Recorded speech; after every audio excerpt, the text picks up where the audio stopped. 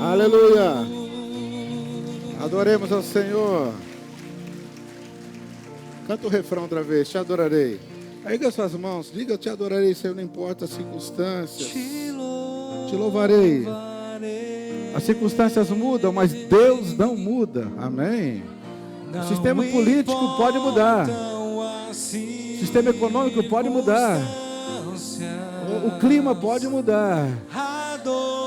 Ele não muda. Ele é o mesmo ontem, hoje e eternamente. Somente a ti, Jesus. Aleluia. Te louvarei, te louvarei.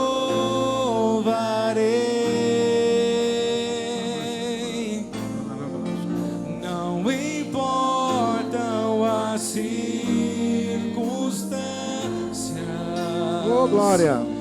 Adorarei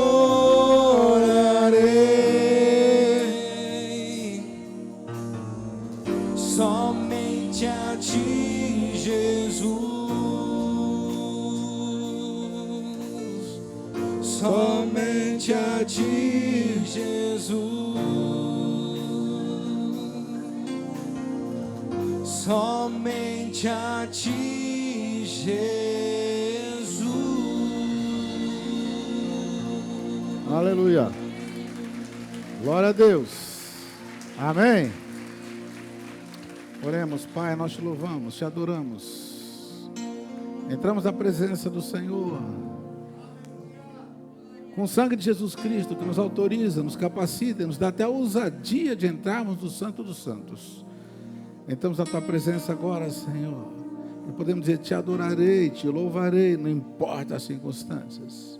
Sabe como é difícil na prática, Senhor, porque as circunstâncias mudam, às vezes são dramáticas, às vezes são inesperadas, às vezes nos ferem, às vezes muda o nosso humor, altera as nossas emoções, muda, Senhor, até nosso comportamento, afeta, Senhor, nossas todas as reações, mas nós podemos te adorar, nós podemos te louvar, e ainda que a nossa alma não entende, mas nós podemos dizer para a nossa própria alma: não se, porque estás abatida, minha alma, espera em Deus.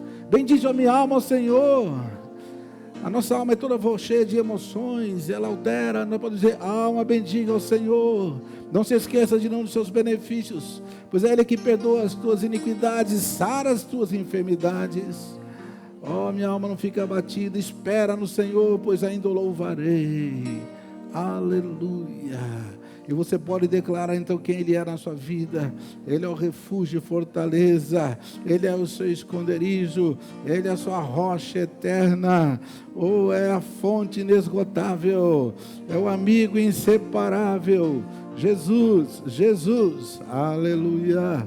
Por isso nós podemos te adorar em todos os momentos, em todos os lugares, em todas as situações. Obrigado, Senhor, obrigado. Amém.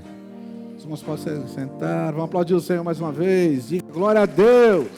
Obrigado, Senhor. Amém. Você pode sentar. Amém. Que alegria estarmos aqui. Temos muitos visitantes também, convidados. Temos nossos irmãos, já são da casa, são da família. Que família maravilhosa que nós temos, que é a família de Deus. Amém. Aleluia. Sei que nós temos a família aqui na terra, temos nossos, parentes de sangue, vamos dizer assim, mas nem todos eles, infelizmente, estarão conosco na eternidade, Esperamos que estejam, mas essa família estará na eternidade, amém? Aleluia. Se você creu em Jesus como Senhor e Salvador, você nasceu de novo, você tem uma nova vida, você tem a vida eterna, e todos que têm a vida eterna fazem parte de uma família especial, a família dos filhos de Deus. Declarados filhos de Deus, com poder, com autoridade, que vem através de Jesus Cristo. Então, louvado seja o nome do Senhor por essa maravilhosa família, da qual você faz parte. Amém? Aleluia. Estamos, então, numa série sobre equilíbrio emocional, falando sobre saúde emocional, falando sobre aquelas coisas tão comuns que são nossos sentimentos do dia a dia, que são afetados exatamente com a circunstância, como nós acabamos de cantar, e que pode ser, de alguma maneira, ou de muitas maneiras, né? Pode, inclusive, somatizar o nosso corpo em enfermidades. É interessante como nós não somos apenas algo assim físico, né? Nós temos uma parte imaterial, uma parte, né, que os que estudam a ciência do pensamento, a psicologia, etc., dizem a psique, né? Algo que não dá para não é tangível, você não vai pegar, mas está lá, não é verdade? São os pensamentos, são as emoções, são os sonhos, são as memórias, são as lembranças, fazem parte né, desse aspecto nosso imaterial, quer dizer, não é palpável, mas está lá. A ciência estuda isso, nós temos a psicologia também, a psiquiatria, tenta entender todas as reações. E, então, nós temos na Bíblia um livro riquíssimo que mostra que Deus realmente nos fez assim, emocionais. Deus nos fez assim, tá? Deus nos fez com essas emoções, com temperamentos diferentes, e dependendo do temperamento também, nossas reações emocionais variam bastante, mas todos nós temos instabilidades, temos situações de, como posso dizer, onde as suas emoções se afloram, né? E é naquele momento que coisas ocultas podem vir, você pode, como a gente pode dizer, eu perdi a cabeça, nem sei porque eu falei aquilo, nem sei porque eu fiz aquilo, olha, eu surtei, né? Acontece coisas assim, né? E depois, quem sabe, você volta ao equilíbrio, pede perdão, mas já aconteceu. Mas por quê? Eu nem sabia que eu teria essa reação. Na verdade, acho que eu nem me conhecia, olha, até me estranhei. A gente, então, precisa se conhecer também, né? Na filosofia, os filósofos diziam, conheça-te a ti mesmo, como sentido, você tem que se conhecer. A Bíblia vai mais longe, porque até onde o homem começa a entender, ele dizer que nós somos a parte física e uma parte que é imaterial, essa parte pensante, essa parte não tangível das nossas emoções. Só que a Bíblia diz que nós somos, além dessa parte que nós podemos incluir dentro da alma, a Bíblia diz que nós também somos uma terceira parte, nós somos espírito. Então, é o que os teólogos dividem em dicotomia, tricotomia, né? Corpo e alma, alguns caminham só com a dicotomia, o homem é corpo e alma, alguns é corpo, alma e espírito, tricotomia. Mesmo na dicotomia teológica, às vezes diz, não, alma e espírito é a mesma coisa, ou se confunde de vez em quando. Realmente a Bíblia não é tão clara quanto a isso aí, mas dá a entender, assim, num contexto maior, inclusive temos textos do apóstolo Paulo dizendo que Deus o santifique, o espírito, alma e corpo, todos sejam conservados, íntegros até a vinda do Senhor. Então menciona espírito, alma e corpo no mesmo versículo. Então nós temos a ideia de que o espírito é aquela parte mais interior, meu eu interior. A psicologia está em busca de entender lá o ego, o superego, consciente, subconsciente, tudo isso aí. Mas na Bíblia diz espírito, alma e corpo. Em 1 Coríntios, capítulo 2, Paulo faz umas afirmações interessantes. Uma delas é que diz assim que ninguém conhece o homem a não ser o espírito que nele está. Então, o que Paulo está dizendo é que você não se conhece, o seu espírito te conhece. Você fala, mas se o meu espírito me conhece, por que eu não me conheço? É porque você não tem acesso a todas as informações que o seu espírito tem. O seu espírito, ele tem informações, recebe informações, tá? Ele guarda informações muito mais do que a sua memória consciente, tá? Existe também na psicanálise a regressão, onde a pessoa, em estado de hipnose, ela é capaz de lembrar coisas que no consciente não lembraria. Mas ainda também isso está dentro de uma esfera explorável pelo homem.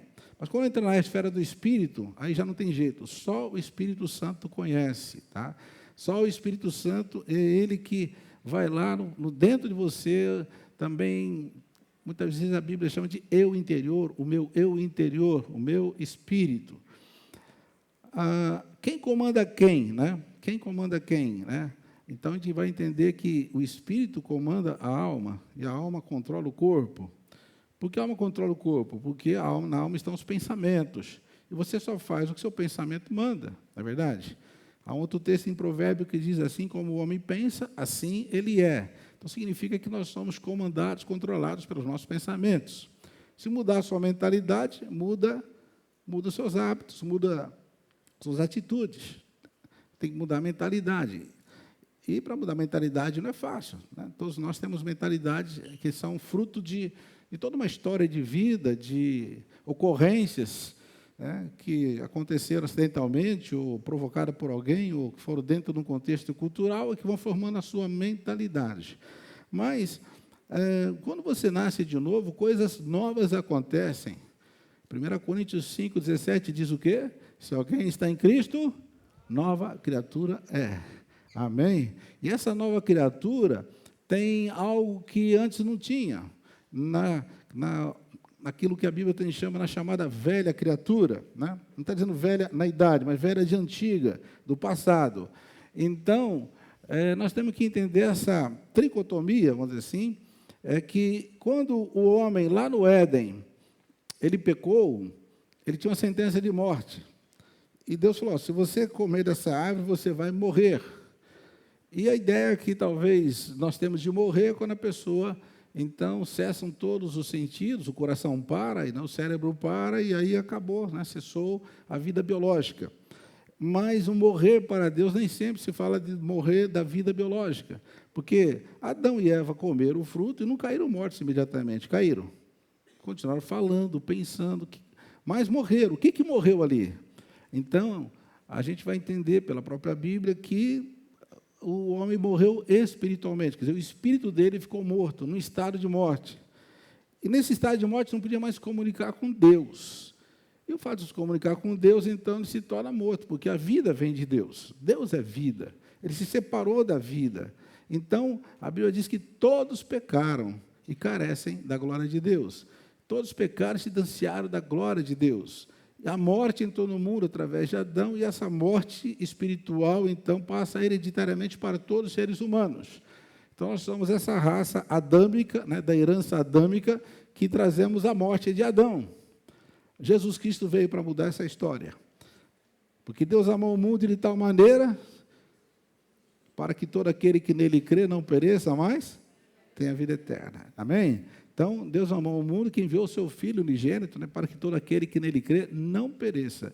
Jesus veio, então, para que você, então, não continue nesta morte, não pereça, mas agora receba uma vida e vida eterna. Essa vida, além de eterna, no sentido que ela não acaba mais, ela tem uma qualidade de vida aqui na terra que Jesus chamou de vida abundante. Amém?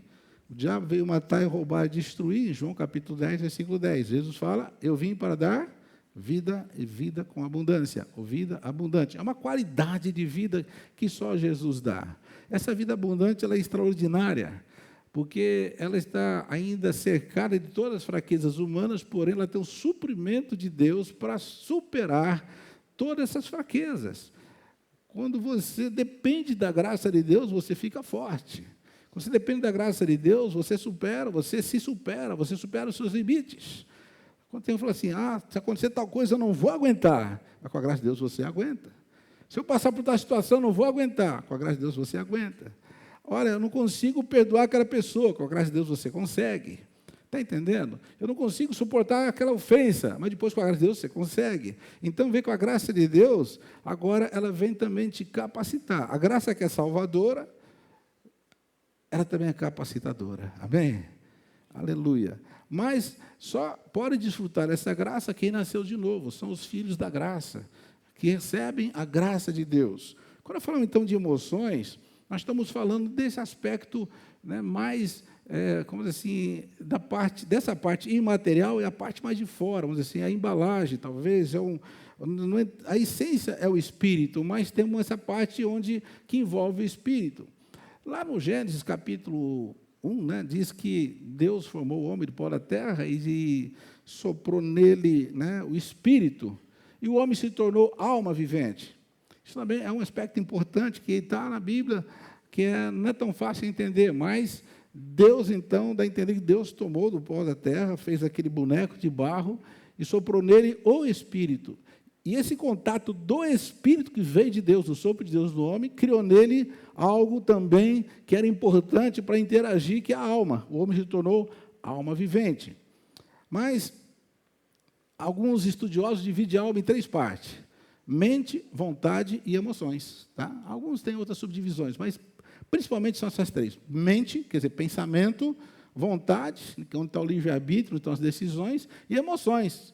Esse universo aí, infinito de possibilidades de reações que você tem, e que difere de pessoa para pessoa, e de circunstâncias para circunstâncias, que são as emoções. Tá? Isso está tudo dentro da esfera da alma. E então a Bíblia diz que o espírito que estava morto, que morreu lá no Éden, né, quando o homem pecou, agora ele pode ter vida através de Jesus. Em Efésios capítulo 2 diz: nós andávamos mortos em delitos e pecados, mas ele, pela sua graça e misericórdia, nos vivificou. Então o Espírito recebe a vida de Deus, ele é vivificado. E uma vez que ele é vivificado, então ele passa a se comunicar com Deus, porque Deus, o morto, não pode falar com o vivo. O Espírito morto não pode falar com Deus vivo. Agora, vivificado, ele tem comunicação, comunhão com Deus vivo. E não só tem comunicação, mas como recebe a natureza de Deus, como recebe atributos de Deus, como recebe, hoje nós temos a natureza de Deus, e nós temos, através da sua graça, também o poder de Deus. E nós temos capacidade de Deus, nós temos, enfim, aquilo que é de Deus passa para nós também. Porque todo filho se parece com o pai. Se você é filho de Deus, você tem que ter características de Deus. Um dia Jesus afrontou alguns contemporâneos dele, que assim, estavam soberbos, né, se orgulhavam de serem filhos de Abraão na carne, porque eram descendência de Abraão segundo a carne. E Jesus os desmascarou, disse: vocês não são filhos de Abraão, vocês são filhos do diabo, porque vocês se parecem com o diabo. Olha só, deve ter sido forte, né? Uma das muitas razões que quis matar Jesus, que Jesus contou a verdade, eles eram filhos do diabo. Eles não queriam admitir isso aí, né? Isso acontece, no modo geral, as pessoas não querem ser, assim, elas não querem ser rotuladas como de fato elas são. Né? As pessoas podem até roubar, mas não pode chamar de ladrão, sabe disso, né? Então não pode rotular as pessoas, porque isso é perigoso. Elas ficam bravas. Né? Chama um ladrão na rua de ladrão, você pode correr risco de vida. Ele vai roubar você, talvez, mas não chama de ladrão. Né? Fala: amigo, tudo bem? Bom dia, boa tarde. Né? Quem sabe você escapa dele. Mas chamar de ladrão é ofensivo, porque as pessoas não querem admitir realmente que elas são.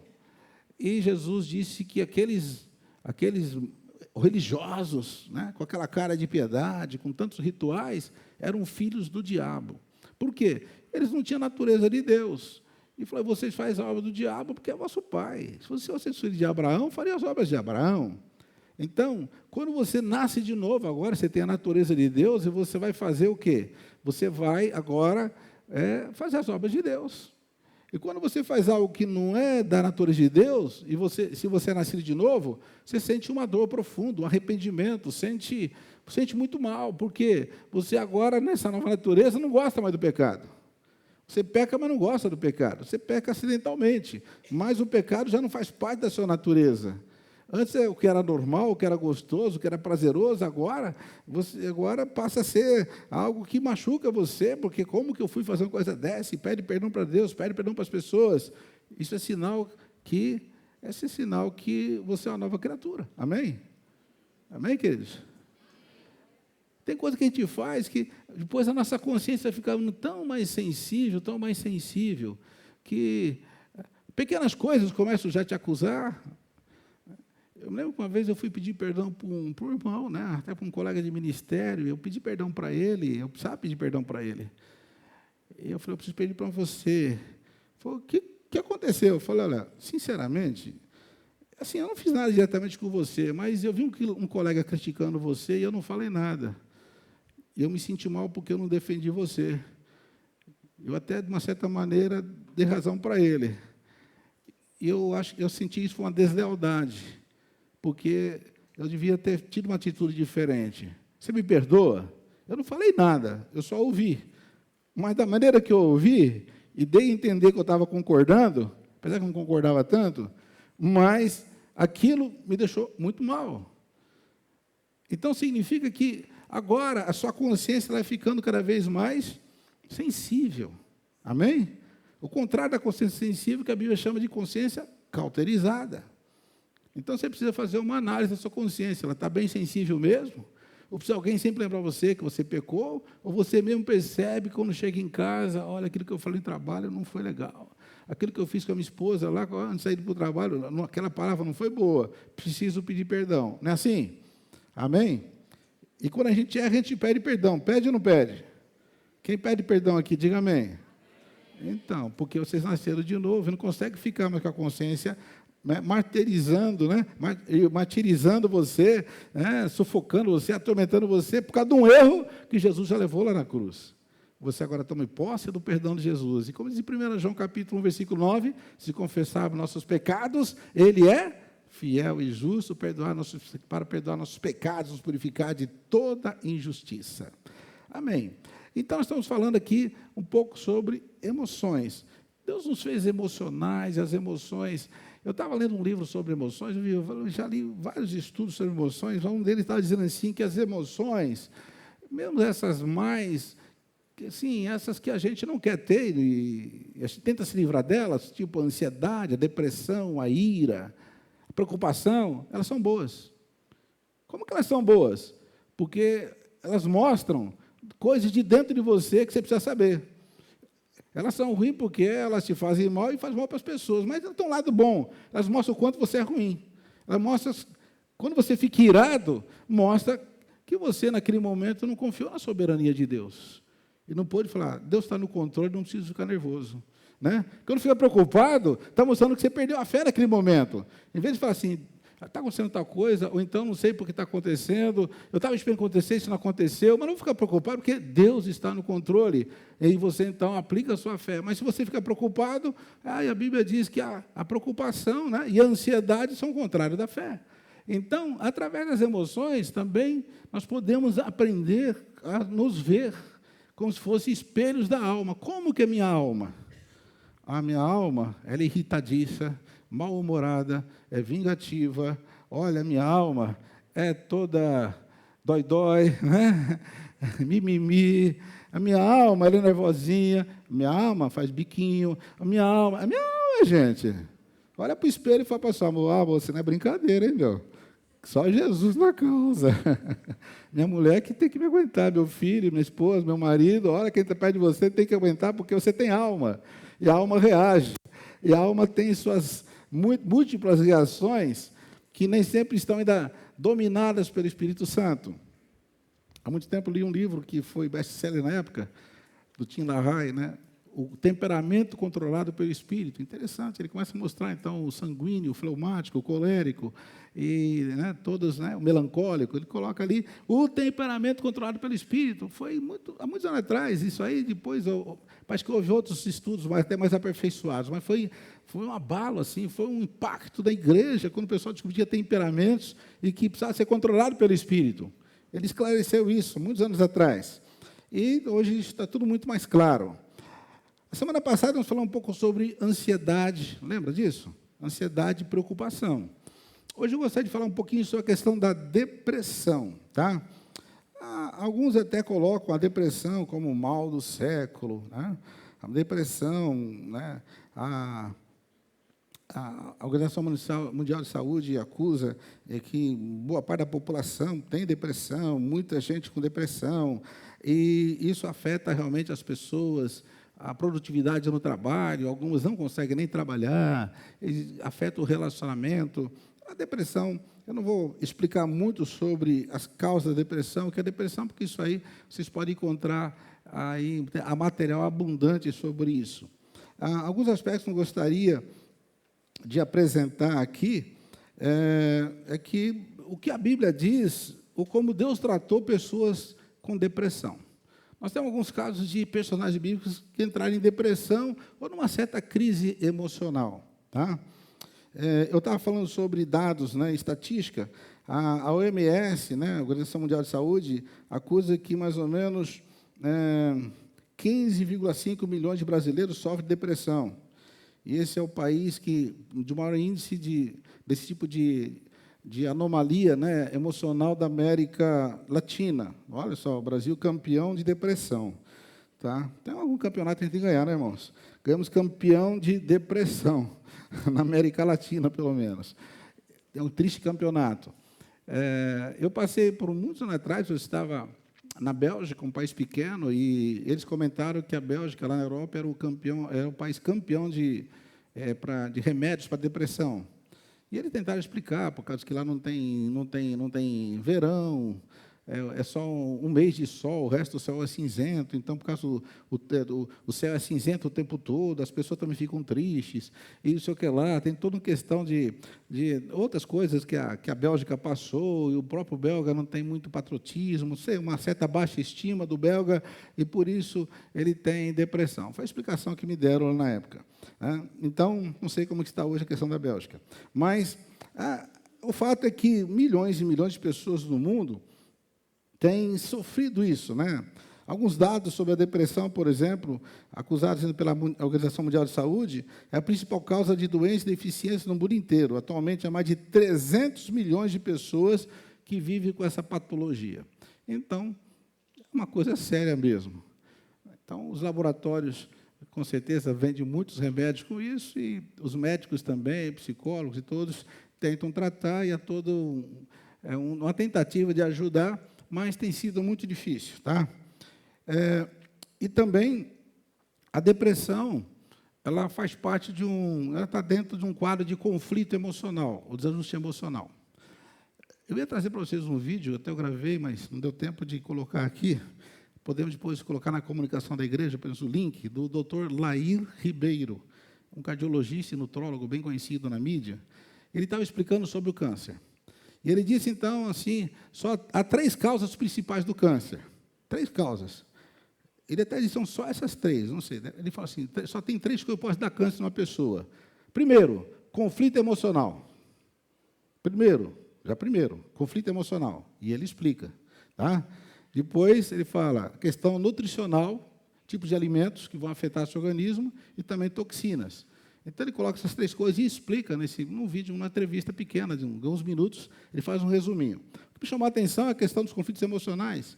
Então, ele diz assim, por exemplo, uma pessoa que sofreu um divórcio, a perda de um pai, a perda de um filho, um certo trauma, um abuso, se ela não resolver esse conflito, dependendo se o corpo dela, de como o corpo dela absorve, somatiza esse conflito, em torno de 2 anos ela vai ter um câncer.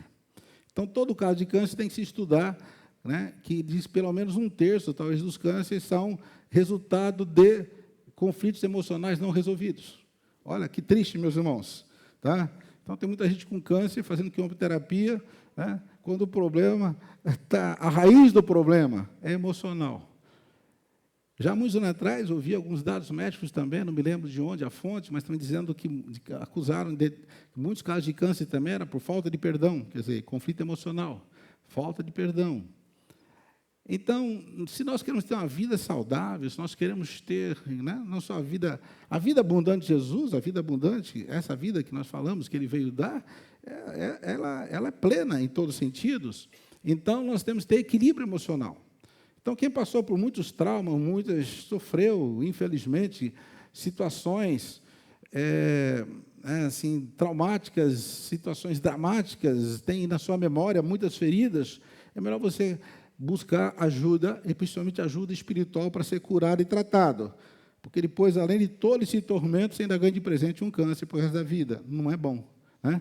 Você já foi abusado, já foi tratado, já teve uma perda, já teve um divórcio, já teve isso, ainda tem um câncer.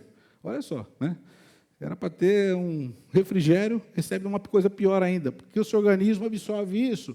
E então, nessa absorção, nessa somatização, você vai, então, seu corpo vai reagir e vai produzir ali alguns elementos que eu não sei explicar, que eu não sou médico, mas que vai resultar no tal do câncer. E precisamos levar isso muito a sério, meus irmãos. Tá? Levar isso muito a sério, porque nós vemos, você que agora é filho de Deus, você que agora nasceu de novo, você tem que entender que Deus quer que você tenha controle total dessas emoções. O fruto do Espírito, quando você lê em Gálatas capítulo 5, 22 e 23, começa dizendo que ele é amor, é paz, é bondade, é longanimidade, fidelidade, né?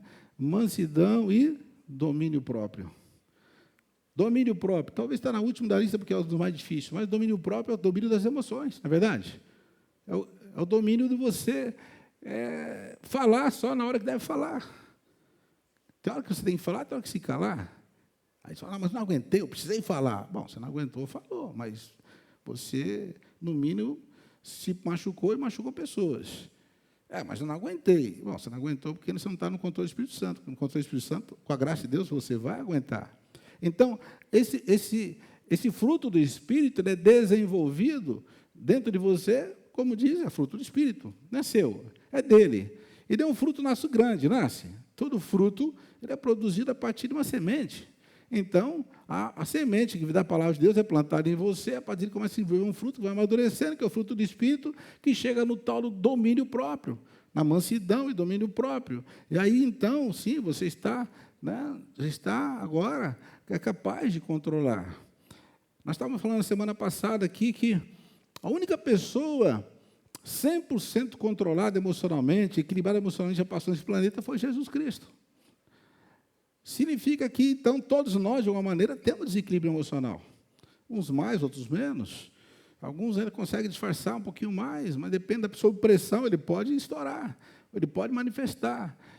Então, nós todos precisamos do fruto do Espírito, né, da graça de Deus, para nós, então, termos equilíbrio emocional. Amém? Amém? Amém. Aleluia. Há alguns personagens da história, alguns da mídia aí, famosos, eu tenho pesquisado que passaram por depressão, mas não precisa nem sentar aqui que não vai dar tempo.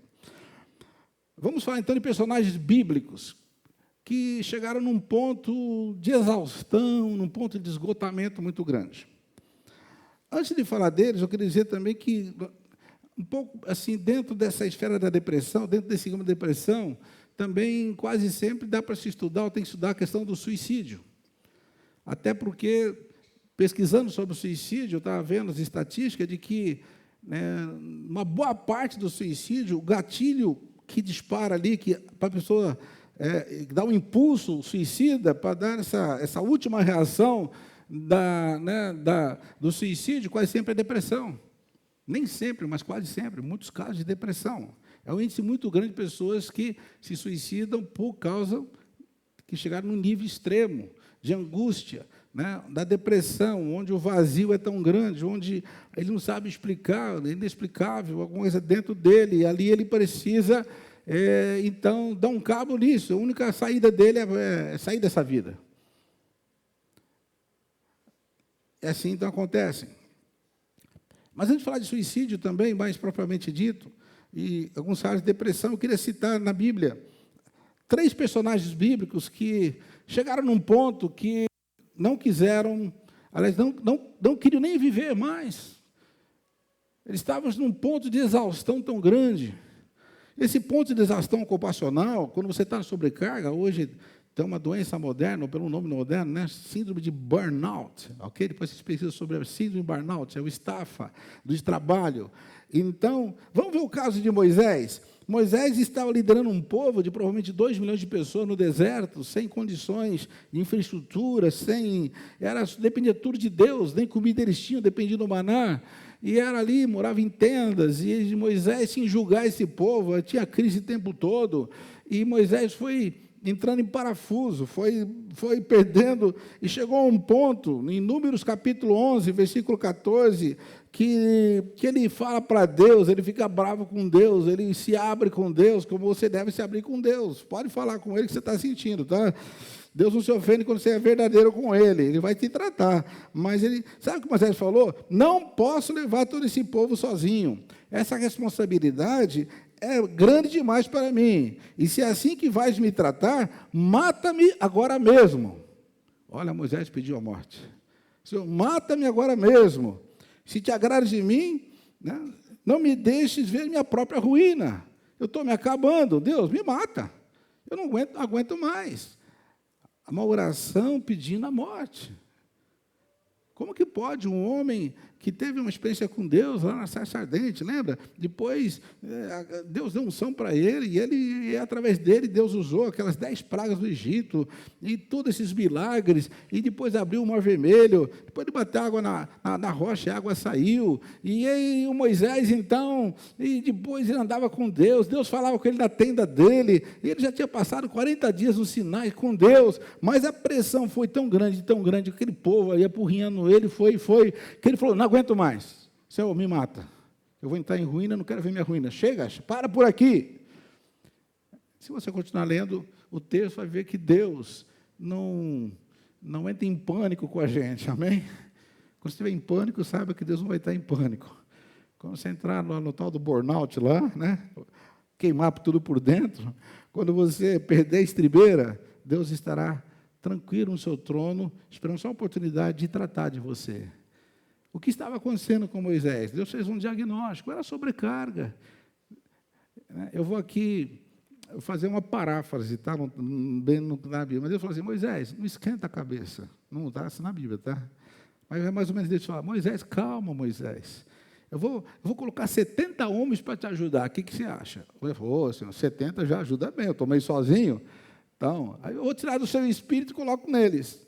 E aí 70 vão te ajudar. Aí começa, Moisés entra numa fase de delegação. Porque tem hora que você precisa também, tem coisa que você não pode fazer sozinho. A gente vai absorvendo uma carga, e tem hora que tem que se levar essa carga, mas tem hora que não precisa levar essa carga. Esse dia, inclusive, falando com um pastor, ele falou assim, ora por mim, porque, olha, eu estou na sobrecarga muito grande, e você sabe, eu tinha uma igreja média, agora subi uma igreja muito grande, 3 vezes maior do que aquela, ainda subi na área geral, eu tenho ocupações, atribuições, e minha agenda está tão assim, ó, ele falou assim, sabe o que foi para mim, confidencialmente? Não posso falar o nome dele, porque é um pastor, né? Não estou tendo tempo nem para orar. O que eu faço? Ora por mim, porque eu preciso de um refrigério. Eu falei assim, irmão, eu não vou orar para Deus te dar um refrigério, vou orar para você repartir sua carga. Foi o que Deus fez com Moisés. Tá?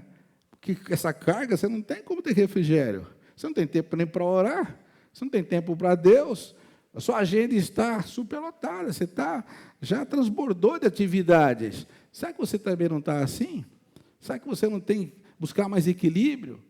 Tem hora que a gente quer trabalhar para nós não correr tanto, e você tem que ganhar em 2 anos, que você podia ganhar em 3, em 4, mas você ganha em 2, mas você perde a saúde, perde os filhos, perde a família, você podia ir um pouquinho mais devagar, e conquistar tudo isso um pouquinho mais devagar, e conquistar, amém? Ou quem sabe naquele mesmo tempo, com mais calma, por quê? Porque aí Deus vai te dando o que ele chama de domínio próprio, de equilíbrio. Há uma outra expressão bíblica que tem esse nome de equilíbrio, se eu encontrar nas versões antigas, chama equidade. E é um texto que Paulo fala, seja a vossa equidade, né, notável a todos os homens, perceptível a todos os homens. Você tem que ver que você tem equidade. O que é equidade? É equilíbrio. É a capacidade, inclusive, de dizer não. A gente quer dizer sim para tudo. Não, tem gente que não sabe falar sim, você não sabe falar não, só que ele vai pegando isso.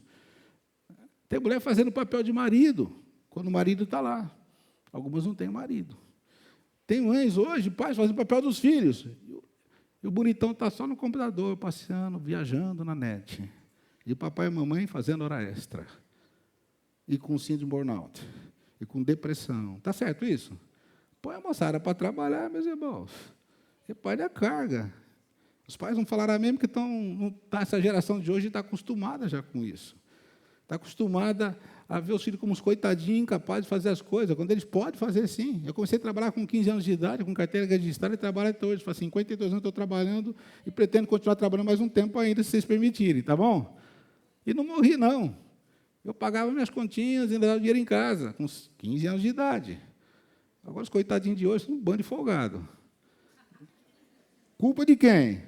Os folgadinhos são folgados porque os pais são os folgadões. Depois entra em depressão. Ora por mim. Não aguento mais. É sobrecarga. Tem que trabalhar em 3 empregos. Também. Será que há equilíbrio aí, meus irmãos? Não há equilíbrio. Tá? Não quero aqui acusar os pais nem os filhos. Estou dizendo que a sociedade de hoje tem mais ou menos essa característica. É a sociedade de hoje. Talvez a culpa não é sua, é da sociedade. Você entrou no ritmo da sociedade. Então, sabe, não põe a moçada no seu devido lugar. Não estou falando de explorar trabalho infantil, não estou falando de sobrecarga dos filhos, estou falando que há uma coisa que você tem que fazer, que é sua, tem coisa que não é mais sua. Aí vem a sobrecarga. E a sobrecarga vai afetar você emocionalmente. E dependendo de como afetar, você vai ter um câncer. E depois você morre, o seu filho fica uma boa por aí, né, passeando. É isso, meus irmãos. Porque Deus está dizendo para Moisés, Moisés, você está com sobrecarga, vamos dividir essa carga, Moisés. Aí dividiu a carga dele e voltou a sorrir, ficou tudo bom. Nossa, estava demais. Amém? Aleluia. Há outros tipos de pressões também. Por exemplo, vamos falar de Elias, o grande profeta Elias. Né? Quem somos nós para... Não tem como, né, falar nada de Elias, mas tem que falar, porque está na história dele. O Elias foi um tremendo profeta. Ele, como Moisés, foram, eu creio, os mais importantes, né? Tanto que ele estava com Jesus lá no Monte da Transfiguração, falando com Jesus. Então, não queremos aqui subestimar o Elias, nada disso. Mas o Elias passou por algumas crises emocionais. Por exemplo, ele teve muita pressão política, muita pressão no tempo de uma crise política, onde ele era procurado na nação inteira. O rei Acabe achava que ele era culpado, que, de fato, ele tinha profetizado uma seca. E o rei Acabe queria matá-lo porque ele era o responsável da seca, mas, na verdade, a seca estava aí porque era um juízo de Deus, mas o rei Acabe veio se humilhar diante de Deus, queria matar o Elias, ele começou a se esconder, começou a fugir, e até que um dia Deus falou, pode se apresentar para o Acabe, vai lá. E aí, então, Elias foi lá e Deus deu uma estratégia para ele desafiar aqueles profetas de Baal, lembra? 400 profetas, foi lá no Monte Carmelo, e ali faz aquele sacrifício, onde 2 sacrifícios, e ele falou, vamos fazer o sacrifício aqui, né, e o holocausto, e o Deus que mandar fogo para queimar o holocausto, esse é o verdadeiro Deus. E os sacerdotes de Baal clamaram lá, de manhã até meio-dia, nada aconteceu. Vocês sabem a história, o Elias fez uma oração de 17 segundos, e o fogo desceu, amém? Até aí tudo bem, só que ele vinha de não sei se pode chamar uma estafa, né, um esgotamento, uma pressão. E, de repente, depois de um ato tão heróico, ele vira celebridade, o povo começa a gritar, só o Senhor é Deus, ele pega uma espada, ele estava numa adrenalina tão grande, não sei se era Espírito Santo adrenalina, que ele matou os 400 profetas. Segura o povo aí, ele saiu matando. Para matar um homem deve ser difícil, ele matou 400. Cansa matar 400 homens, né? A Bíblia diz que foi ele que matou. Não sei se o texto foi figurado, mas assim, e ele matou os 400 profetas. Acho que o povo só segurava e ele enfiava a espada. Depois, aí ele soube que a rainha Jezabel tinha decretado, assim como ele matou os profetas, até amanhã nós vamos cortar a cabeça dele. Ele entrou em pânico, irmãos. O grande profeta Elias, o homem de Deus, o homem do milagre, o homem do fogo do céu, entrou em pânico, fugiu para salvar a sua vida. Você lê aqui em 1 Reis 19, versículo 3, 19, 3. Elias teve medo, olha a palavra medo. Medo na emoção, afetou as emoções dele. Ele teve medo. Alguém que já teve medo? Todos nós, né? Medo faz parte da vida, mas cuidado, tem um medo que já é o medo de falta de confiança em Deus. Uma coisa é o medo natural das coisas perigosas, né? Está ligado até com prudência. Elias teve medo e fugiu para salvar a sua vida. E foi para outro lugar, e chegou ali no outro lugar, foi no outro, se escondendo, e chegou embaixo de uma árvorezinha ali, sentou ali, ele faz uma oração, está em 1 Reis 19, versículo 4. Ele orou pedindo a morte. Olha, mais um aqui pedindo a morte. Diz assim, já tive o bastante, Senhor, tira a minha vida, não sou melhor do que meus antepassados. Ele estava ali, acabado, queria morrer. Ah, Senhor, não dá mais, fim da linha. Deitou ali, assim, né, a pessoa deprimida quase sempre, ela acaba dormindo mesmo, né? Aí dormiu, de repente um anjo tocou nele, falou, levanta e come. E o anjo padeiro tinha feito um pãozinho para ele gostoso, né?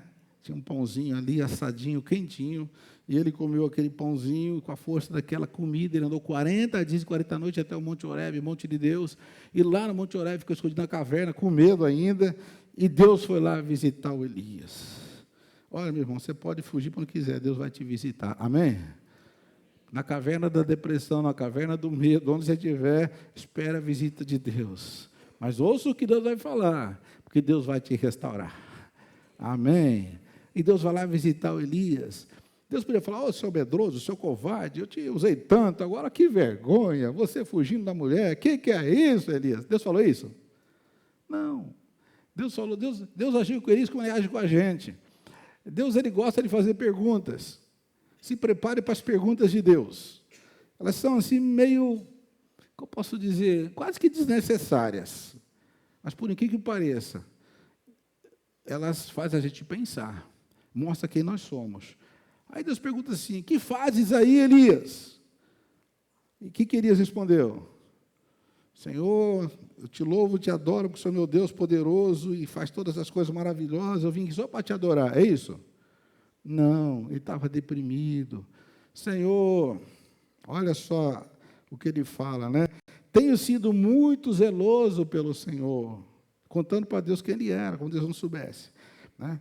Eu tenho sido zeloso, mas os israelitas, sabe eles rejeitaram a tua aliança, o problema não é comigo, é com eles, né? Quebraram os teus altares, mataram os teus profetas, a espada, e aí ele faz aquilo que é típico do deprimido, né? Sou o único que sobrou, o mundo conspira contra mim, ninguém gosta de mim, ninguém olha para mim, ninguém vê o meu valor, meus filhos me abandonaram, minha mulher, meu marido, meu patrão, o pastor nem veio me visitar. Tem que visitar o pastor, está certo. Mas tem hora que não dá, né, irmãos? E se eu for visitar, não adianta, porque você está em depressão, até a visita do pastor, você, não, ele veio, mas também não adiantou nada, Senhor. O pastor veio aqui 3 vezes já, mandou o Tony também, mandou o Parecido, e depois mandou até o Ricardo. Senhor, eu não vou sair dessa cama, fica por aqui mesmo. Já resolvi, vou ficar na cama. Sabe o que Deus fez com Elias? Não falou nada disso. Elias, eu tenho uma ideia maravilhosa.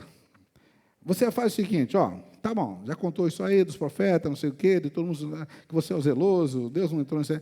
Volta do caminho por onde você veio e vai ungir um rei. Unge o rei Jeú, rei de Israel. E depois você passa pela Síria, unge o rei da Síria, o Azael. Pode ungir. Depois você vai encontrar outro moço que chama Eliseu. Unge-o como profeta no seu lugar. Ele esqueceu a depressão, esqueceu Jezabel, esqueceu tudo. Ele ficou o cara. Ele vai ungir um rei. Sabe o que é ungir um rei? É o cara mais importante que o rei, porque quem unge o rei está acima do rei. Ele falou assim, eu vou ungir o rei Jeú. É esse aí, então, que é o próximo. Ele vai acabar com Acabe, Ele deixa com o Jeú. Você não faz nada, Elias. Deixa que o Jeú vai acabar com Acabe. E se ele não fizer, o Azael faz. E o que sobrar do Azael, Eliseu faz. Você não se preocupe mais com essa turminha do Acabe aí, que é Jezabel. Elias ficou sarado na hora. Deus restaurou Elias, né? Fazendo o quê? Restaurando a dignidade dele, dizendo que ele era importante. Quem sabe é isso que algumas pessoas estão ouvindo, né? Você é importante, meu irmão, que é isso? Vamos lá. Você precisa fazer algo grande para Deus. E ele saiu dali então, e a história continua. Acabou a depressão, acabou o medo, acabou tudo. Porque Deus falou com ele e o restaurou. Deus é restaurador, amém?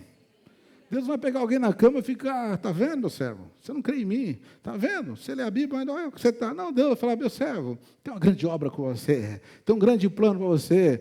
Levanta daí, sai dessa cama, amém? Sai dessa prostração, amém?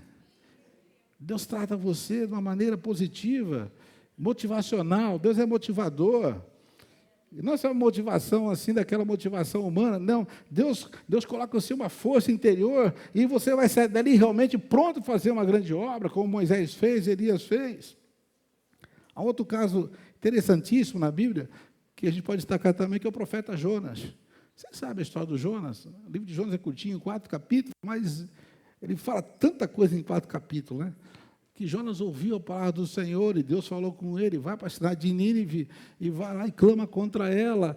Mas o Jonas ouviu a palavra, não quis seguir a palavra, pegou, em vez de ir para Nínive, pegou um outro navio lá, né? Foi para Tarsis, queria ir para Tarsis, e lá no meio do... Vocês sabem a história, teve aquela tempestade, ele foi jogado lá no mar para morrer, mas não morreu, Deus mandou um peixão bem grandão, alguns falam que é baleia, não sei, mas era bem grandão, engoliu o Jonas, e ele ficou vivo dentro da baleia ali, ou daquele peixe grande, 3 dias e 3 noites, ali orou, e se arrependeu, e Deus falou com ele ali, ele teve uma experiência com Deus ali, naquele lugar secreto, secretíssimo, né? Naquele submarino, e aí então ele foi vomitado numa praia de lá e foi caminhando até chegar em Nínive, que é a capital da Síria, né? Atual Iraque, né? E Elias vai para lá, Jonas vai para lá. E chegou lá, então, ele pregou a palavra de Deus, profetizou, dizendo que Deus estava muito triste com os pecados dele e que Nínive ia ser destruída. Mas a palavra dele foi com tanta unção, com tanto poder, né? E que o povo se arrependeu. Até o rei se arrependeu. E o rei até proclamou um jejum. Falou, bom, se Deus vai matar a gente, então ninguém come mais. Ninguém come, porque quem sabe Deus muda de ideia. Vamos arrepender. E fez tudo ali realmente algo maravilhoso. Foi tão, mas tão especial, tão que toda a cidade de Nínive, a grande cidade de Nínive, houve arrependimento e Deus resolveu não destruir mais Nínive. Amém? Mas Jonas, ele era um grande profeta, ele tinha uma sensibilidade de ouvir a voz de Deus, mas faltava compaixão. Mas em vez de ter compaixão do povo, ele queria morrer mesmo. Falou, eu falei que vai morrer, tem que morrer. Né? Muito profeta é assim, né? Ele traz uma palavra que é de Deus, e se a palavra for dura, ele não vê a hora de cumprir a palavra. Ele não é capaz de orar para Deus tratar a situação. Então, seja profeta, mas tenha compaixão. Amém? O Jonas não tinha compaixão. Deus foi ter que tratar dele em muitas áreas. Aí, ele ficou lá no monte olhando o que ia acontecer com o Nínive. Quando o Nínive não foi subvertida, né, não teve aquela enchente, aquele dilúvio lá, ele começou a ficar meio chateado, ficou irado. Falou, sabia que ia perder tempo. Deus é misericordioso. Ele fala essas coisas, não aconteceu nada, perdi quanto tempo perdido para vir até aqui. Ele ficou se lamentando ali, muito triste, né, com a sua ira. E aí, então, a Bíblia diz aqui no Jonas, né, que Deus vai falar com Jonas. E diz aqui, Deus fala com Jonas assim, olha, é razoável a tua ira? Tem razão você estar irado assim, Jonas? Sabe o que ele falou? Tem razão, sim, Senhor. Tem muita razão. E o Senhor sabe que eu tenho razão de estar irado. Ele falou, então, por que você está assim? Aí, então, aliás, antes de ele ficar assim, ele ficou descontente, está certo? Ele ficou furioso e fez uma oração. Tá, né? Ele diz assim, agora, Senhor, tira a minha vida, eu imploro, porque para mim é melhor morrer do que viver. É uma oração, aqui para nós, que já conhecemos toda a história, é uma oração até estúpida. Espera aí. Ele salvou milhares de pessoas e agora está bravo. Era para ficar feliz, né? Era para fazer um culto louvor, chamar todo mundo, fazer uma festa. Mas estava triste, porque as coisas não aconteceram como ele queria. E esta é uma causa das depressões. As coisas não acontecem como você espera. Você espera algo de Deus, não acontece. Você espera algo do marido, que não acontece. Você espera algo que vai acontecer na política, não acontece. Você espera o seu patrão, não acontece. Isso pode dar uma depressão. Na depressão você pode ficar furioso, ou você pode ficar angustiado. Depende do tipo de angústia. Você perde sentido de vida e fala, Senhor, é melhor morrer. É melhor morrer, Senhor. Prefiro morrer. Aí Deus pergunta, você tem razão de estar irado? Você tem alguma razão para tanta fúria? Aí Deus viu a situação dele ali naquele monte, ali, passando tanto calor. Aí Deus fez de um dia para o outro crescer uma árvore em cima dele. Né? E aí, então, aquela árvorezinha cresceu e fez uma sombra. Quando ele acordou no outro dia, né, parece que ele era calvo, né, porque diz aqui a cabeça dele e tal, batia muito sol. E aí, então, ele se alegrou com aquela árvore. Ele deve ter girado em torno da árvore, cantado esses louvores que nós cantamos. Deus é bom, Deus é fiel, Deus é incrível. Aleluia por essa árvore. A árvore é demais, que bênção. Deve ter mandado, né, WhatsApp para todo mundo. Gente, agora estou feliz, já tenho uma árvore. Estava feliz, estava ou não estava? Mas aí então Deus estava tratando dele. Deus fez crescer aquela árvore, diz assim, que a árvore, para dar sombra à sua cabeça e livrá-lo do calor, o que deu a grande alegria a Jonas. Então, esse texto ele trata, assim, muito claro das emoções. Primeiro, trata que ele ficou profundamente descontente, que é a emoção. Depois, fala que ele ficou com muita alegria, que é a emoção. Olha só, né, esse desbalanceamento emocional. Uma hora muito descontente, outra hora muito furioso, outra hora... Então, era assim, Jonas. Era totalmente desequilibrado, né, irmãos? Mas aí Deus estava tratando dele, diz que ao nascer do sol, Deus trouxe um vento oriental muito quente, o sol bateu, um pouquinho antes, aí, no outro dia aconteceu uma tragédia, outra tragédia, está certo. Aqui no versículo 7 do capítulo 4 diz, mas na madrugada do dia seguinte, Deus mandou uma lagarta atacar a planta e ela secou. Olha, Deus mandou um bichinho lá, olha, bravo bichinho, hein? Conseguiu matar a planta no dia só. Matou a planta, secou a árvore, não tinha mais sombra na cabeça dele. E quando ele viu que não tinha uma sombra na cabeça, mudou o humor dele outra vez. É difícil conviver com pessoas com alteração de humor, né? Era o Jonas. E aí, então, ele ficou, diz assim, Senhor, é melhor morrer do que viver. Chega. O Senhor já fez, me decepcionou que não matou ninguém em Nínive. Agora põe uma árvore, eu fiquei alegre, o Senhor veio e matou a árvore. Faz o seguinte, me mata também. Eu quero morrer. Chega, para mim está bom. Fim de linha, chega. Aí Deus pergunta para ele outra vez, ô Jonas, Deus é paciente com a gente, né?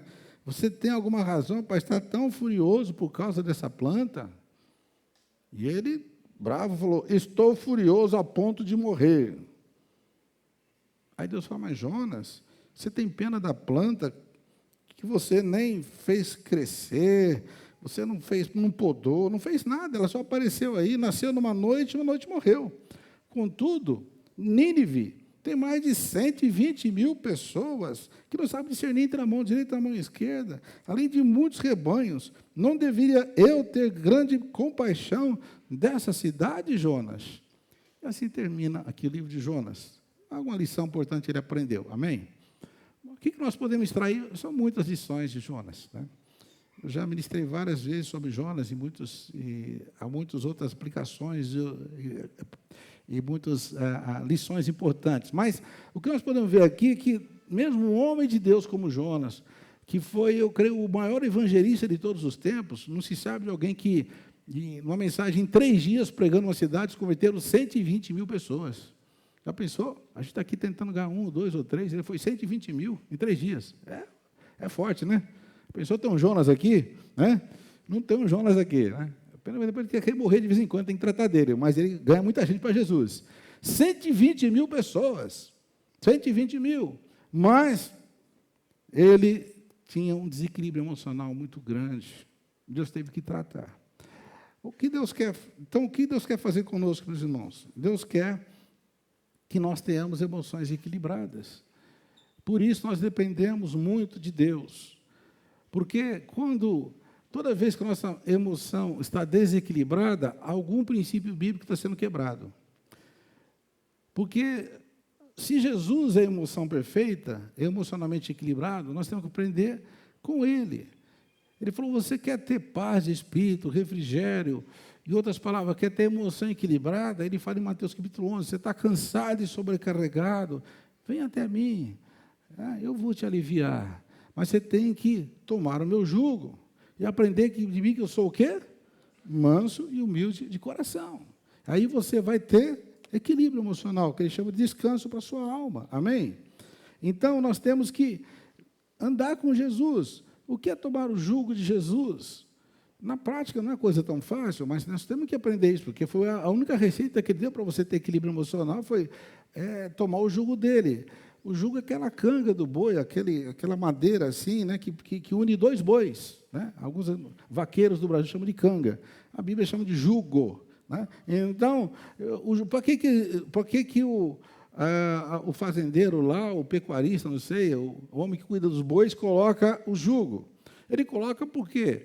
Com o jugo, o boi mais forte conduz o mais fraco. E se o mais fraco não quer trabalhar, o mais forte puxa ele e faz trabalhar.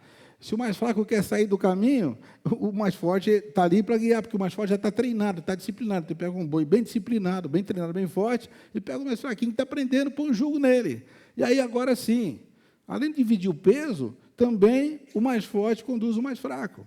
Se você tiver um jugo com Jesus, quer dizer, uma canga que une você com Jesus, quem vai guiar quem? Você vai guiar Jesus ou Jesus vai te guiar? Quem é mais forte?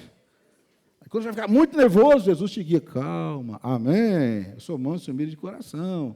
Quando você fica lá, quer ir para a caverna, bravo, que nem Elias, não quer falar com ninguém, tranca a porta, bate a porta, não atendo nem o pastor atendo. Já vi pessoas assim, nem o pastor liga para mim. Mulher, filho, não quer, sabe? Aí Jesus vai lá, põe a canga, vai ligar sim, vai falar sim, vamos falar, vamos conversar. É a canga de Jesus, é o jugo de Jesus. Aí você vai aprendendo a ser manso e humilde. Falou, aprendei de mim, que sou o quê? Manso e humilde de coração. Só quem é manso e humilde de coração encontra o quê? Descanso para a sua alma. E o descanso para a alma é equilíbrio emocional perfeito, que só quem tem a vida abundante tem. Amém? Amém, queridos?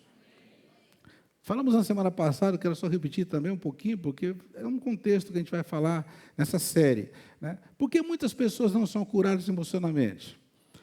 Nós citamos aquele caso do paralítico do tanque de Betesda, né, que Jesus perguntou para ele, né, estava ali já há 38 anos com a sua maca ali, e ele não conseguia ser curado, porque dizia-se que de vez em quando passava um anjo, agitava a água, o primeiro que entrava na água era curado, e ele nunca tinha chance, que ele era paralítico, ninguém jogava ele na água, e ele ficou ficando ali, e Jesus olhando para ele, fez aquela pergunta que para nós não tem muito sentido, mas isso vai nos ajudar a entender todo o contexto de cura. Jesus perguntou para ele assim, você quer ser curado?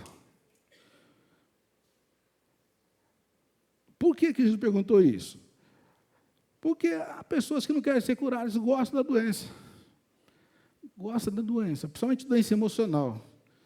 Porque a maioria das doenças emocionais, né, ou explosiva, ou introspectiva, ou aquela que você se esconde, ou aquela que você ataca, elas, de uma certa maneira, alimentam o seu ego. Te fazem de vítima, ou te faz o cara opressor, que manda, que ninguém pode, você dá um murro na mesa, está tudo correndo, então você gosta de ser bravo mesmo, né? Ou você é o coitadinho, que todo mundo pisa, e você então é vítima da vida. Todos nós, de uma certa maneira, gostamos dos nossos desequilíbrios emocionais. Ou temos o perigo de gostar. E se você gosta, não tem como curar. E Jesus perguntou, você quer ser curado? Você quer mudar? Toma o meu jugo, amém? Aprenda de mim. Ande comigo. O jugo faz você... O jugo, quando coloca um boi no jugo com o outro, faz os dois caminhar juntos. Colocar o Jesus significa... Jesus está dizendo assim, caminhe comigo. Porque o seu mau humor, sua diferença de humor, o seu desbalanceamento, você é descompensado, tudo isso aí afeta você, afeta o seu trabalho, afeta o seu casamento, afeta os filhos, afeta tudo, afeta o seu trabalho. E afeta a sua saúde, porque não é só câncer, nós falamos de tantas doenças na semana passada que são somatizadas. Você tem problema de úlcera, tem problema de diabetes, você tem problema nos ossos, você tem isso, você tem aquilo, tem insônia, você se alimenta demais, perde a fome, come demais, fica obeso, ou então perde apetite. Tudo isso aí por causa das emoções. Quando você pode ter uma vida muito mais saudável fisicamente e uma paz de espírito gostosa se você tomar o jugo de Jesus. Se você caminhar com Jesus. Não tem outro jeito. E também só tem um jeito de caminhar com Jesus, porque Jesus está sentado no seu trono. Hoje ele se revela pela sua palavra. Caminhar com Jesus significa ler o Evangelho e olhar no Evangelho o que Jesus fez, o que ele faria, como ele é, e ser igual a ele. Então, Jesus significa você fazer uma releitura do Evangelho comparando com a sua vida. Se eu tivesse no lugar de Jesus naquele momento, ele respondeu tal coisa, mas o que eu responderia? Teve um momento que ele ficou calado, será que eu falaria? Tem um momento que ele falou com indignação, será que eu teria coragem? Vai comparando você com Jesus e vai tomando o jugo dele. Fala assim, é assim que eu quero ser, assim que eu preciso ser ser igual a Jesus. E o Espírito Santo, então, vai trabalhar em você, porque você não tem capacidade para ser igual a Jesus, mas o Espírito Santo vai moldando você, amém? Vai moldando você, moldando você. A depressão, por exemplo, é um bombardeio na mente das pessoas de coisas negativas. Quase sempre a pessoa deprimida ela está num poço de negatividade. Eu não consigo mais, eu não posso mais, não dá mais, alguma coisa inexplicável. Diz também há problemas hormonais, há problemas de alterações disso, daquilo, que também pode ter, e não vamos dizer que tudo é só por emoção, mas estamos tratando no modo geral. Eu me lembro de algumas situações aqui, né, meu ministério, muitas situações de tratar de problemas emocionais. Mas eu lembro um caso de uma irmã que ela tinha já tentado até suicídio mais de uma vez. Vivia meio deprimida. Ela me avisaram, pastor, a fulana está na cama, não consegue sair do sofá. Deitou no sofá da sala, não consegue ir para a cozinha nem para o quarto. Está lá uns 3, 4 dias, não sei quantos dias. Ela está deprimida. Tá, eu não entendo muito depressão, né, irmão? Mas eu falei com a minha esposa, vamos lá visitar, vamos lá. Chegamos lá, acho que o marido dela estava saindo para um trabalho, uma coisa rápida, falou, pastor, fica aí à vontade, minha esposa está com ela, nem sai do sofá. E eu fui conversar com ela, estava minha esposa, tudo bem, irmã? Nem a voz saía. Não estou bem. O que está acontecendo? Sabe quando a pessoa nem falar conseguia mais? Não é que ela estava fingindo, não. Era depressão. Eu falei, mas faz o seguinte, não faz assim, olha, eu tenho uma receita para você. Você vai começar a falar agora a palavra de Deus. Eu não me lembro qual era o salmo. Devia ser o Salmo 103, se não me engano.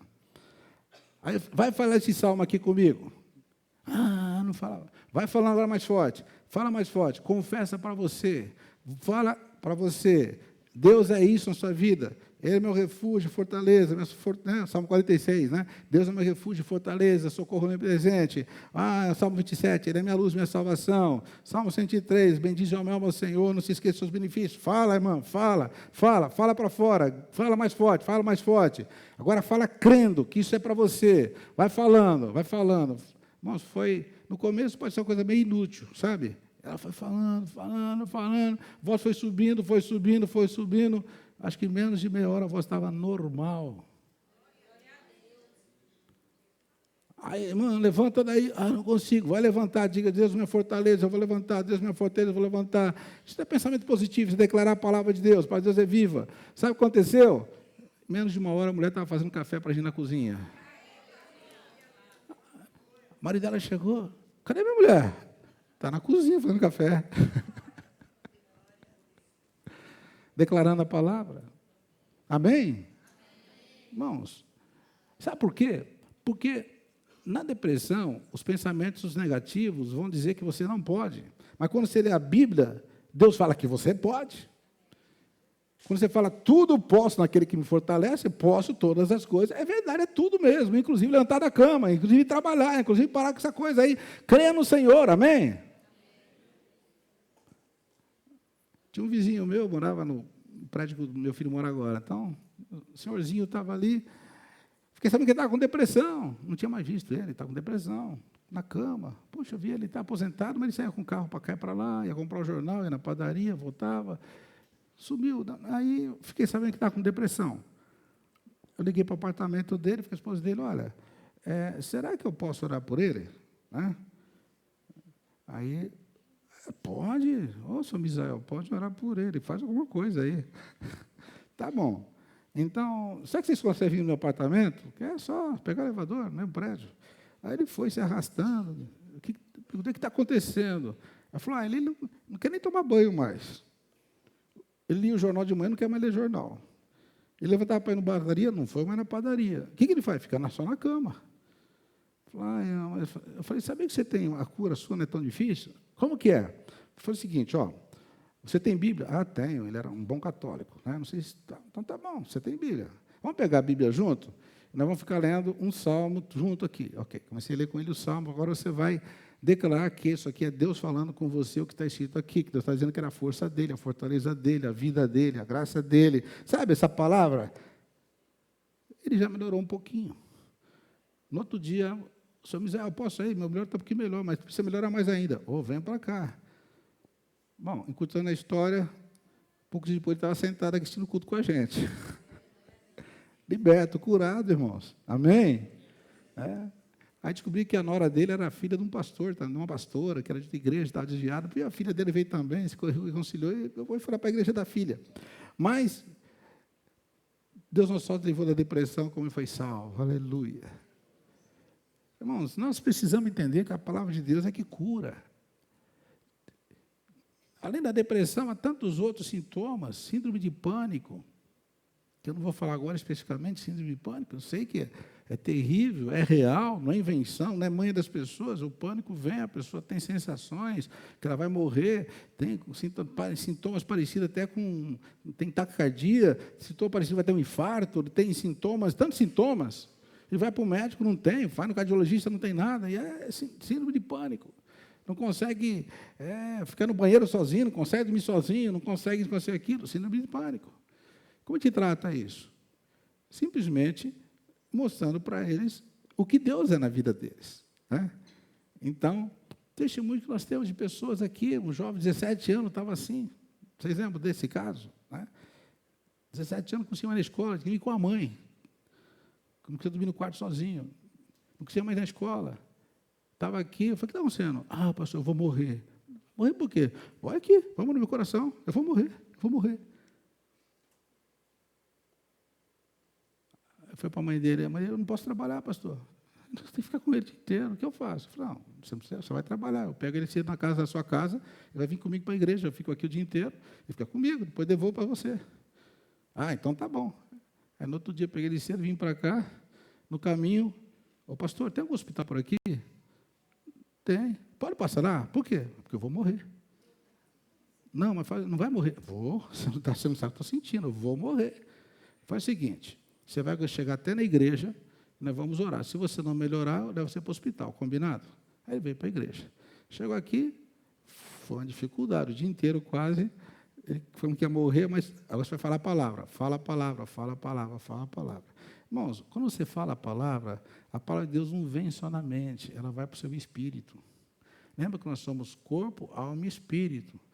Pensamento positivo, ideias humanas, vão só na mente. Agora, a palavra de Deus, ela é espírito e vida. Esse moço, em pouco tempo, foi restaurando. Um mês depois, voltou para a escola, estava curado, batizado com o Espírito Santo e curando as pessoas aqui. Sabe por quê? Porque aplicamos o remédio da palavra. Amém? Se você aplicar o remédio da palavra para suas emoções, aqui eu estou dando assim, uma visão geral. Podemos, depois, tem alguns estudos, inclusive eu tenho lá, eu gravei 9 lições sobre saúde emocional, está lá gravado.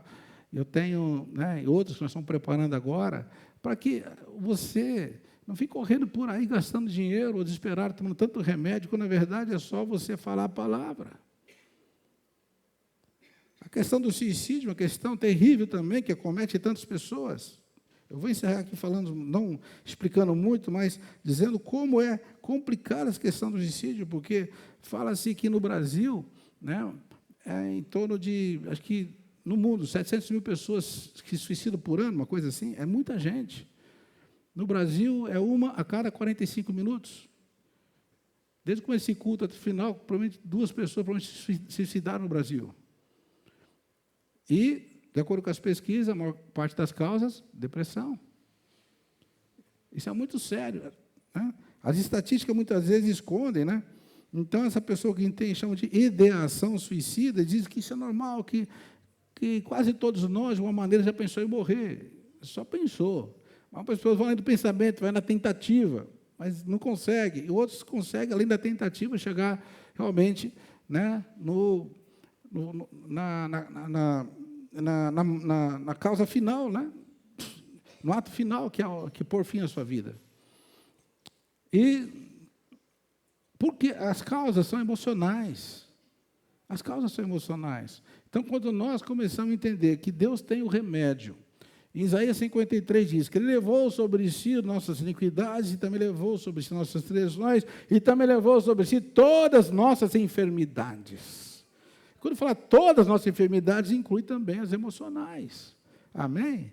Então, você pode agora ser um proclamador da saúde de Jesus. Você pode ser um multiplicador da saúde de Jesus. A pessoa não precisa mais ficar deprimido, nem tão ansioso. Deus cuida de você. Deus vai tratar de você. Né?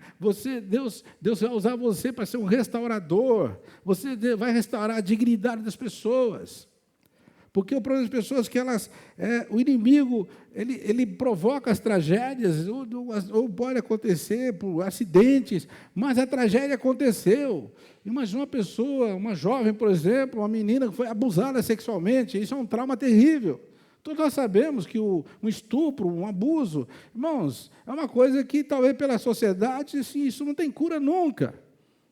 Mas Jesus está dizendo que todo pecado, toda situação pode ser perdoada, tratada e curada através do Espírito Santo. E o problema, sabe, é quando você vai, eu não posso perdoar aquela pessoa, ele é um monstro. Mas Jesus morreu por aquele monstro. O que ele fez foi monstruoso, mas Jesus pagou na cruz por isso. Agora você pode ver com esse tormento, ou você pode ver com a vida abundante de Jesus. Apesar de ter sofrido um ato monstruoso, você pode ter uma paz gostosa, maravilhosa, de você acordar todo dia sorrindo assim, glória a Deus que eu estou curado. Você pode acordar, infelizmente, lamentavelmente, eu fui estrupado. Você pode dizer, glória a Deus, eu fui restaurado. Você vai escolher. Você quer o sorriso ou você quer a tristeza? Você quer a amargura? Tem que haver uma troca. Isaías 61 fala sobre a troca. Fala assim, olha, eu vou tirar a você essa veste de tristeza, colocar veste de alegria. Amém? Em vez de cinzas, você vai ter coroa de alegria, coroa festiva. Olha, Deus vai trocando você. Deus vai tirando. Olha, você, onde tinha desonra, Ele falou, vou te dar dupla honra. Amém? Deus viu a sua desonra, lógico que Ele viu, mas Ele falou assim, no lugar da honra, eu te dou dupla honra. Você pode ficar amargando a desonra, ou você pode ficar se alegrando com a dupla honra. É uma escolha. Amém? Aleluia. Uma das coisas mais chocantes que passa na minha mente, eu tenho medo de falar, mas às vezes eu falo. Nas piores coisas que tem, uma pessoa que foi molestada, foi estrupada, foi abusada, sabe o que é? Pior do que isso, é passar com o abusador o resto da vida no inferno, internamente. Vai passar, porque não perdoou. Mas se perdoar, você está com o céu garantido. E vai orar por ele. Quem sabe ele vai para lá também, porque você não é melhor que ele. É a restauração de Jesus, amém? Aleluia. Alguns preferem vir com amargura. Eu fui abusado, eu fui desonrado, eu sofri bullying, eu sou um coitado. No reino de Deus não tem coitadinho, tem gente exaltada por Jesus. Aleluia, que levanta das cinzas, levanta do monturo, que é um monte de lixo, e coloca você num trono. É o que Deus quer fazer com você. Amém, aleluia. Tirar da cinza, sabe o que é cinza? O cinza é o resto de tudo que foi destruído. Se pegar fogo em qualquer lugar, que sobra é cinza. Deus fala, no lugar de cinza, eu vou colocar uma coroa de alegria. Você vai fazer festa. Onde houve um desastre, vai ter festa. Porque Deus vem para restaurar as suas emoções. Aleluia. Deus, sabe, a sua graça infinita alcança você. Na sua dor, Ele sabe o que é sofrer, Ele sabe o que é. Se você vai explicar a Deus, você não tem ideia como eu sofri. Jesus falou, tenho sim, eu também sofri. Se você não sabe o que é ser traído, eu também fui traído, eu sei o que é. Se você não sabe o que é sofrer injustiça que eu sofri, Jesus falou, eu também sofri injustiça, eu sei tudo isso. Mas tem uma coisa, eu perdoei os meus algozes, e eu tenho paz plena com meu Pai. Perdoa também, e usufrua dessa paz. A igreja é convidada a tomar o jugo de Jesus, andar com Jesus. Aleluia. Eu falei com uma pessoa essa semana, como você está?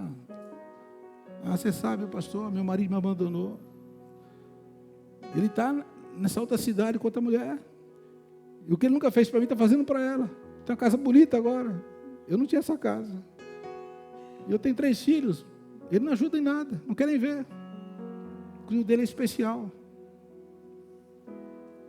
É uma tragédia. E minha filha, inclusive, você sabe, moça de Deus, sempre serviu a Deus, tentou até se cortar outro dia, tem que botar psicóloga para ajudar. Vítimas da tragédia. É uma tragédia, sim ou não? O Espírito Santo não tem nada para fazer nesse cenário, a não ser ficar lamentando a tragédia? Será que é só lamentar? Ah, que pena, irmão, que pena, que marido horrível. E era pastor. Que coisa, que tragédia, irmãos. Podemos lamentar a tragédia ou podemos ter, sabe, uma atitude, aquela atitude de quem crê na superação. A superação que Jesus conquistou na cruz, ele falou assim: tudo isso eu já levei lá também. Essa dor, essa tragédia, essa traição. Agora, viva a minha vida abundante e plena. Aleluia. Isaías capítulo 6 fala: você que passou por tudo isso, depois que eu trocar suas vestes, você vai restaurar as ruínas, sabe, as cidades arruinadas. Você vai levantar os muros caídos. Você vai ser um restaurador de vidas. Deus está dizendo: além de curado, você vai ser um curador. Amém. Além de transformado, você vai ser um transformador. Aleluia. Oh, todos os seus abusos, todas as suas infelicidades, todos os seus infortúnios já ficaram com Jesus na cruz. Alegre-se na salvação. Você é importante para Deus. Você é a menina dos olhos de Deus. Você é o tesouro de Deus. Você é um tesouro particular de Deus. Diz assim: aquele que vem a mim, eu não lancei fora, ninguém tomará da minha mão. Pois Jesus, você está na mão dele.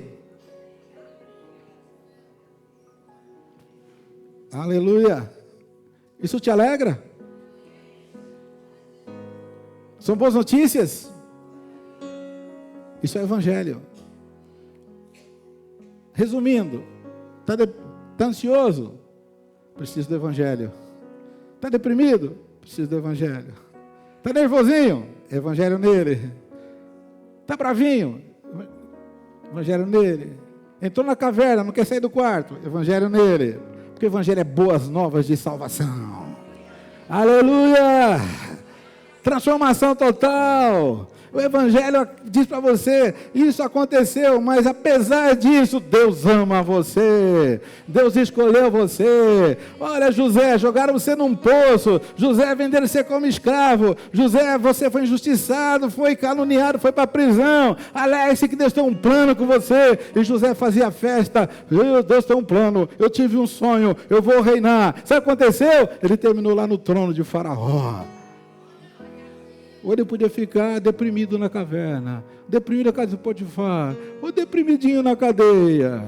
Não, José, exemplo de superação. Deus está comigo, Deus está comigo. Aleluia. Ele cumprirá os seus bons sonhos, Ele cumprirá o seu propósito na minha vida. Chegou o tempo, e é um salmo, que é o Salmo 101 ou 102, fala: olha, e o José, colocaram ele com grilhões, prenderam na cadeia, até que a palavra do Senhor o provou. Aí foi libertado e foi se assentar com os príncipes.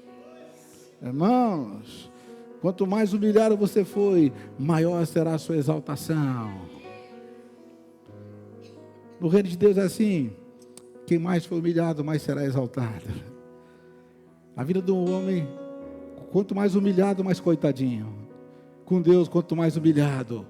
Que privilégio, irmão, que você foi tão humilhado. Você não tem ideia como você vai ser exaltado. Eu não vou ser exaltado com você, que eu não passei por tanta humilhação, mas você... Rapaz, no reino de Deus você tem tudo. Você tem, olha, Deus tem um projeto muito grande, porque Ele permitiu essa humilhação, para Ele ter um argumento no céu e te justificar, para te dar tão grande exaltação. Fiquemos em pé. Esse é um princípio de Filipenses capítulo 5. Aquele que estava na sua glória esvaziou de si mesmo. Aquele que humilhou a si mesmo, tomou a forma de homem, achado na forma de homem, também se fez servo, e como servo foi obediente até a morte, e morte de cruz. Sabe o que é isso, irmãos? Ele desceu da glória, se fez homem. Ele era criador, se fez criatura. Como criatura, ele fez servo das criaturas. Como servo da criatura, ele foi obediente ao Pai para poder sofrer as injustiças das criaturas perversas e chegar à morte. E foi até a morte de cruz, que era a morte de maldição. Depois de tanta humilhação, ele recebeu a maior exaltação. É o nome acima de todo nome, para que o nome de Jesus se dobre todo o joelho, no céu, na terra, embaixo da terra, e toda a língua confesse que Jesus é o Senhor, para a glória de Deus Pai. Amém, amém.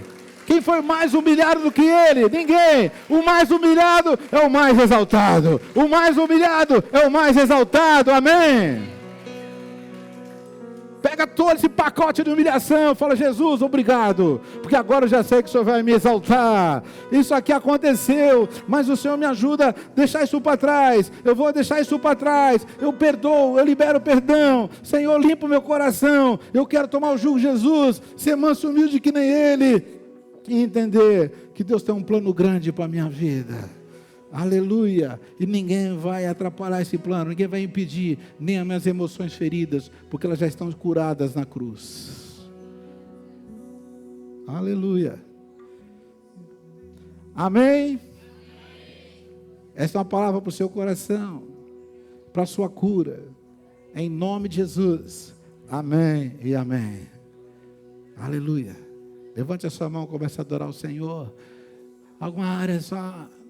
suas emoções estão sendo tratadas nessa noite, nesse tempo. Deixa Ele curar.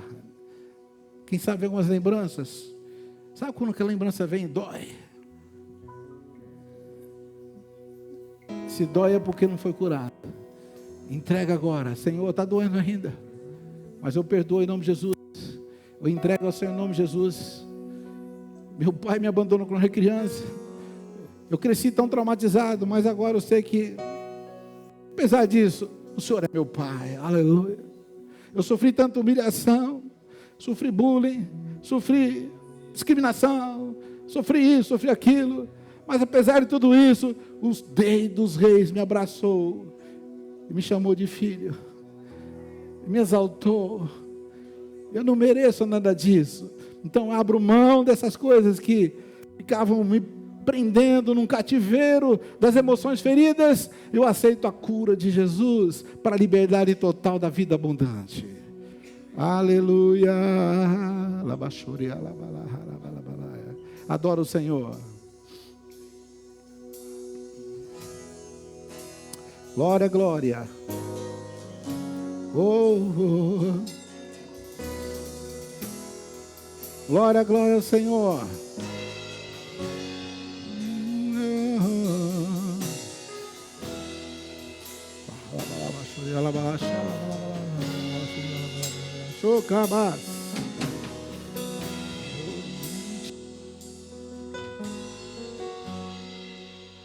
E quem é esse que vem nos abraçando?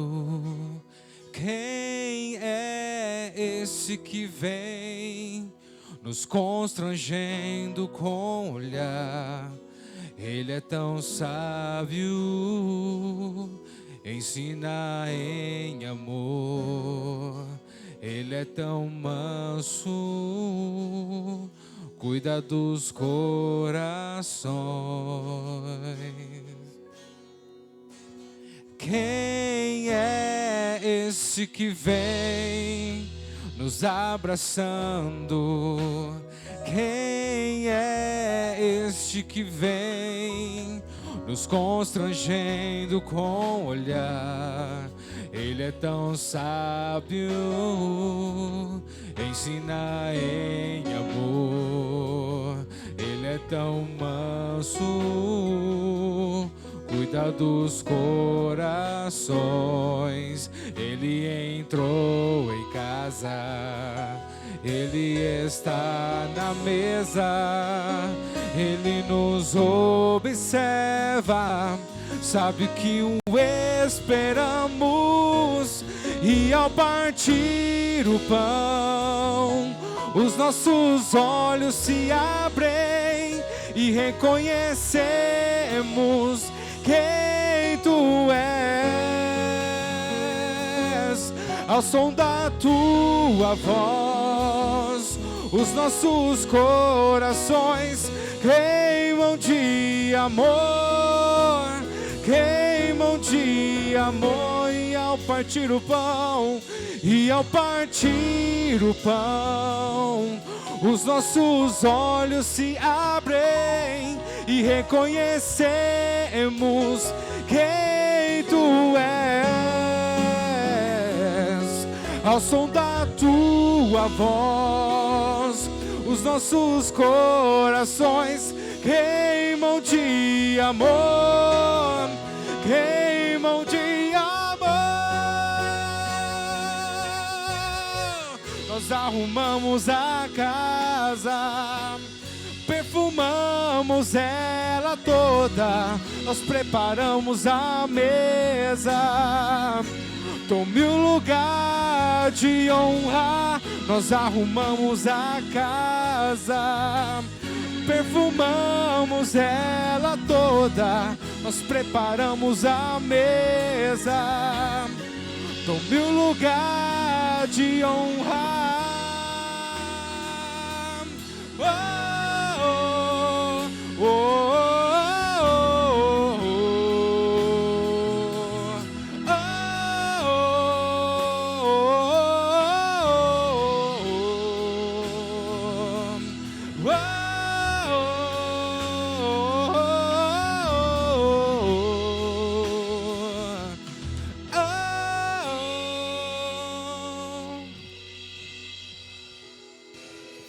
Aleluia, esse é um tempo de cura para a sua vida, porque a ceia do Senhor é a celebração da vitória total na sua vida. Em Jesus você não tem mais área de derrota, em Jesus você tem vitória total, em Jesus você tem inclusive uma aliança eterna. Você faz parte da noiva de Cristo. A noiva de Cristo é perfeita, é curada, é saudável. O noivo cura da noiva. Deus cuida de você. E hoje, celebrando a ceia do Senhor, se alguém não pegou o pão e o cálice, pode ir no fundo, onde tem. Corre, tem uma mesa ali para servir. Se você entrou aqui, esqueceu de pegar. Porque Jesus, antes de partir para o céu, ele juntou seus discípulos.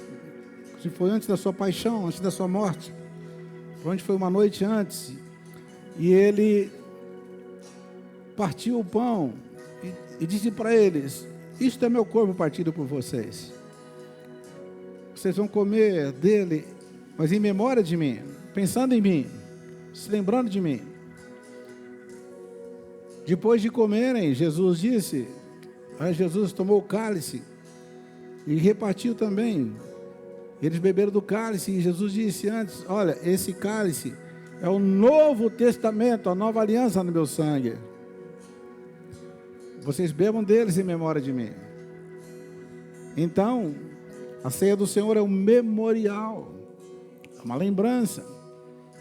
Sabe algumas coisas que acontecem que faz você lembrar algo importante? É uma coisa que faz você lembrar. Por exemplo, nós casados carregamos um anelzinho que chama aliança. Pra você não esquecer que é casado. Não é? É isso mesmo? A ceia do Senhor, você tem uma aliança. Amém? Aleluia. Tem aliança. Pra você não esquecer. E essa aliança, Jesus, ele selou na cruz do Calvário. Ali na cruz do Calvário, ele levou sobre si todos os nossos pecados, nos substituiu ali. Foi uma substituição. O justo morrendo pelos injustos. E através da sua morte nós temos a vida. Ele levou-se sobre si os nossos pecados para que nós pudéssemos ser justificados e santificados. Aleluia. Então quando você vai pegar o pão, que aqui é apenas um pedacinho de bolacha simbolizando, mas você vai pegar o pão, lembrar do corpo de Jesus. Oremos. Consagramos, Senhor, os elementos da ceia agora, em memória do corpo e do sangue de Jesus. Sabemos, Senhor, que desse corpo de Jesus levaram a cruz do Calvário. É ali que ficaram todas as nossas maldições. E na sua ressurreição, Senhor, vem toda a nossa vida. Quando fomos crucificados com Ele, para que o nosso homem do pecado seja desfeito. Fomos sepultados com Ele pelo batismo na morte. Mas também ressuscitamos com Ele em novidade de vida. Na vida da ressurreição de Jesus. Nessa vida na qual temos uma aliança eterna com Ele. Celebramos a aliança de Jesus, comendo esse pão agora, no nome dEle, em amor a Ele. Amém e amém. Coma do pão em nome de Jesus.